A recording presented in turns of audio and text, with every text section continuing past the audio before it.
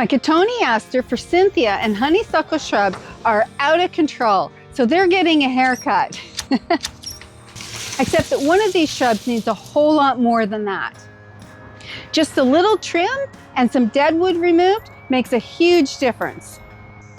My poor Forsythia is totally overgrown because I never gave it a proper pruning. And now it's dying on the inside. Look at this. So I can remove the dead wood now, but I can't prune it until next spring after it flowers. So if I do it now, I'm going to cut off all the flower buds and there won't be any in the spring. So I definitely don't want to do that. So for now, it's just going to get a trim. Oh, I see Quincy is under the shrub, the Forsythia. Well, you look so cute in there. You look very comfortable. You doing okay? Okay, you stay there. I'll leave you alone. Oh my goodness, there are so many at the back here. How am I going to reach them? I tried the other day to get the ones at the top, but it wasn't happening. So I got the groundskeeper here to trim off the top, but he missed one. These in the way. Oh, did I get it? Oh, I got it, yeah. Now I gotta trim out the rest here. I wish he had trimmed it a little bit more because they're gonna get out of control. And he only comes twice a year, so he won't be back till late September. And it's really growing, as you can see, it's really growing over on my neighbor's side. He doesn't mind, but I don't like that it's grown that much. So I'm gonna trim it down a little bit today. Oh dear, I don't want to step on his flowers. Okay, I'll have to cut the rest of this out with the pruners.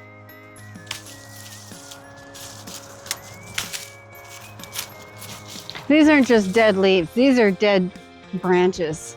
Oh, I'm so disappointed. I wish I had taken better care of this. Now I'm paying for it. It's overgrown, it's dying. Oh dear. I only trimmed the top and the sides. I never did a proper pruning. So this is what happened. So lesson learned.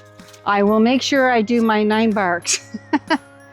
Okay, so now that the Cotoneaster has flowered and the birds have enjoyed the berries, it's time to get it in shape. There's a lot of new growth that needs to come off. It's big enough already. Oh, I'm gonna get that one. The wind keeps blowing it away. Oh dear. I don't know how I'm gonna get that one. Oh, almost. There. I need actually I tried a ladder, but it kept sinking into the ground or it was unsteady because of all the rocks along the edge. So I have to do it this way. It's challenging. Oh my goodness. I'm going to cut this side off because it's really shading the plants underneath here. So they need a lot more sun. So I'm going to be a little brutal here. Little and brutal, that doesn't really go together. I am going to be brutal. Oh. Ah.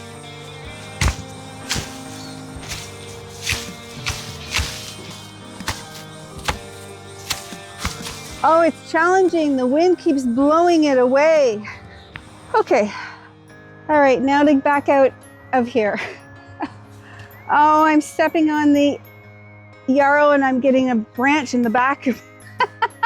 Oh my goodness, it is tight quarters right here. Okay, so I'm gonna cut this branch and this one. So to open it up here, give these plants a little bit more light. I've been wanting to do it, but I really was afraid to, but I'm gonna take the plunge and do it now. There we go. Oh, this is gonna be nice. Oh, there we go.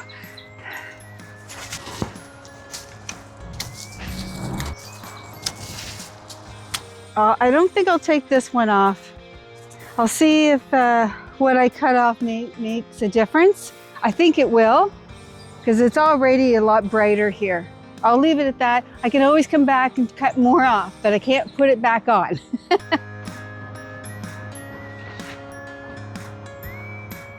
My hedge is a lot shorter than my neighbor's, so I always ask the groundskeeper if I can trim the top, and fortunately he has said yes.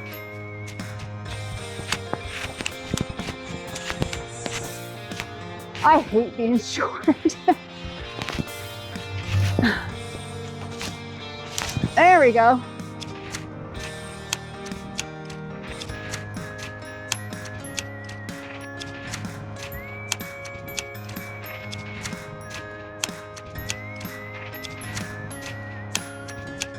And he pruned them right back so that the branches wouldn't block the pathway here. But look at it. He's exposed so much dead wood now. The idea is that it will grow, and there is some new little buds popping out here.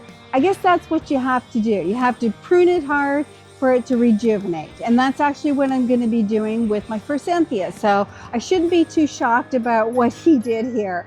But right now it looks really awful. I mean, look at this. It's all bare.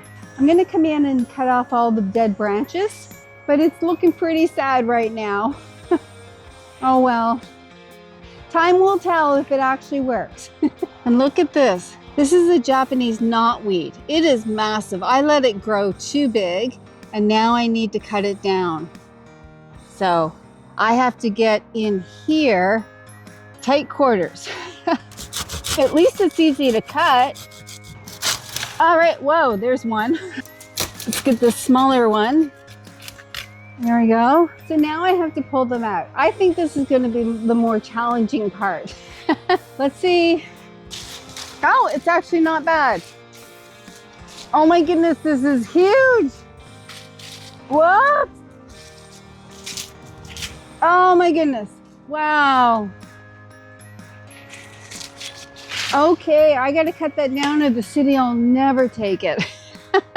Oh dear. Oh, I got two of them. Holy moly. All right. That was a lot easier than I thought it was going to be. Well, it feels really good to get those shrubs under control. They were looking pretty wild.